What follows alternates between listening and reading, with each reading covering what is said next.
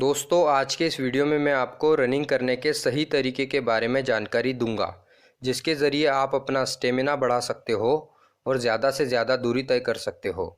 दोस्तों, अक्सर लोगों को ये लगता है कि रनिंग करना बहुत ही आसान काम है। सुबह जल्दी उठो, जूते पहनो और दौड़ पड़ो। बहुत से लोग इसी तरह से रनिंग करते हैं और कुछ समय के बाद उनको तकलीफ़ें पैदा होने लगती है।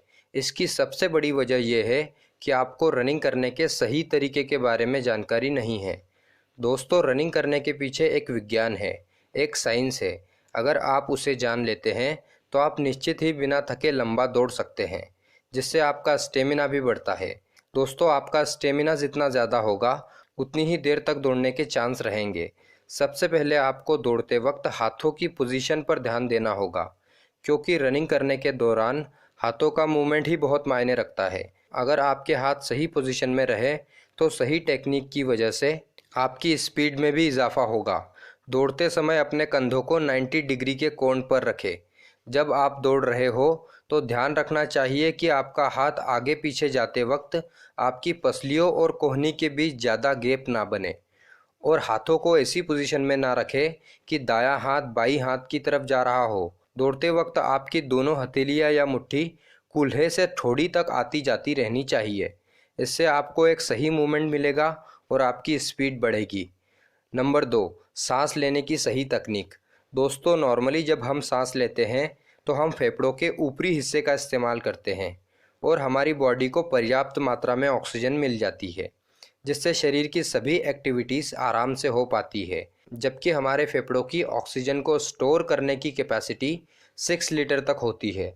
जब हम नॉर्मली सांस लेते हैं तो आधा लीटर ही ऑक्सीजन लेते हैं और आधा लीटर कार्बन डाइऑक्साइड छोड़ देते हैं, यानी कि जितना हमने लिया उतना ही बाहर कर दिया। इस कंडीशन में ऑक्सीजन और कार्बन डाइऑक्साइड का संतुलन बना रहता है। लेकिन जब हम दौड़ते हैं तो दौड़ते वक्त जल्दी जल्दी सांस लेना शुरू कर देते हैं, जिससे फेफड़ों का ऊपरी हिस्सा ही इस्तेमाल हो पाता है, और जब मुंह से ज़्यादा सांस खींच लेते हैं तो कार्बन डाइऑक्साइड को सही से नहीं छोड़ पाते हैं।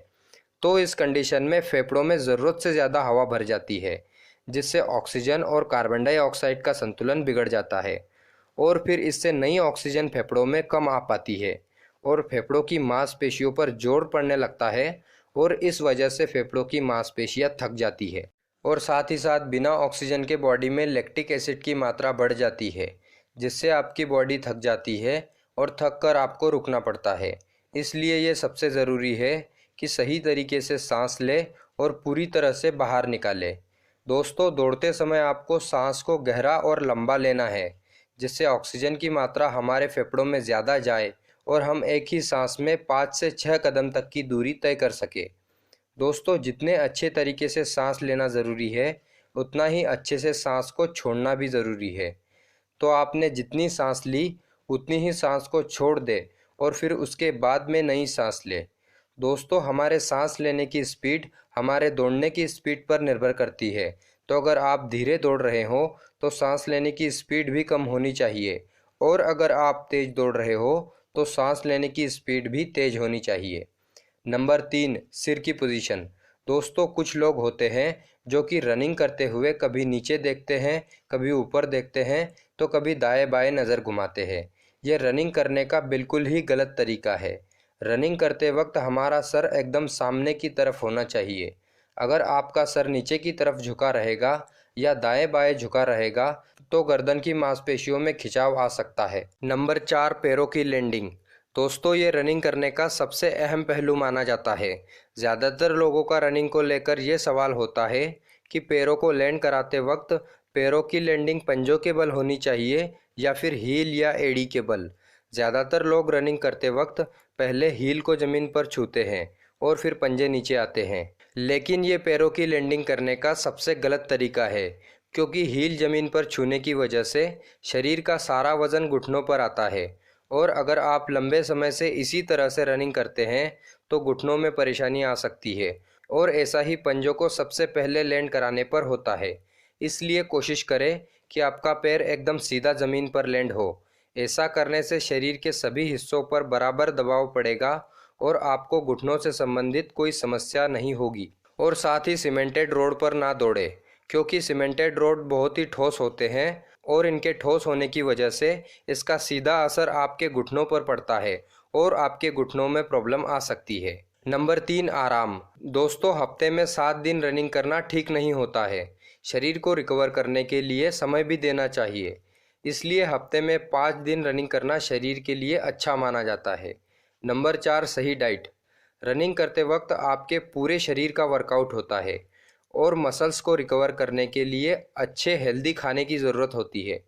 इसलिए रनिंग करने वालों को अपनी डाइट में सभी प्रकार की दालें, अंडे, वे प्रोटीन, ओट्स, हरी सब्जियां, टमाटर, गाजर आदि अपनी सुविधा के अनुसार अपनी डाइट में शामिल करना चाहिए। नंबर 5, हर दिन एक्स्ट्रा दौड़े। मान लीजिए अगर आप आज से ही रनिंग स्टार्ट कर रहे हैं तो पहले करीब 1 हफ्ते तक नॉर्मल दूरी तय करें, लेकिन जैसे जैसे आपका शरीर खुलता जाए रोज़ाना रनिंग का समय भी बढ़ाते जाए। मान लीजिए अगर आप शुरुआत में 10 मिनट रनिंग करते हैं तो हर दिन रनिंग करते वक्त 1 आध मिनट का इजाफा करने की कोशिश करें। नंबर 6, निरंतरता रखें।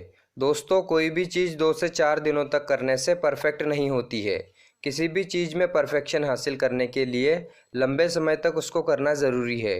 अगर आप अपनी स्पीड और स्टेमिना बढ़ाना चाहते हैं तो हफ्ते में कम से कम 5 दिन रनिंग ज़रूर करें, जिससे आपके शरीर के सभी मसल्स एक्टिव रहेंगे। और रोज़ाना रनिंग करने से पहले थोड़ी स्ट्रेचिंग भी कर लें, ताकि भागने से पहले शरीर की सोई हुई मांसपेशियां पूरी तरह से एक्टिव हो जाए। दोस्तों, आज के लिए बस इतना ही। वीडियो में दी गई जानकारी अगर आपको अच्छी लगी हो तो प्लीज़ मेरे चैनल को सब्सक्राइब करके वीडियो को लाइक कर देना। दोस्तों, धन्यवाद।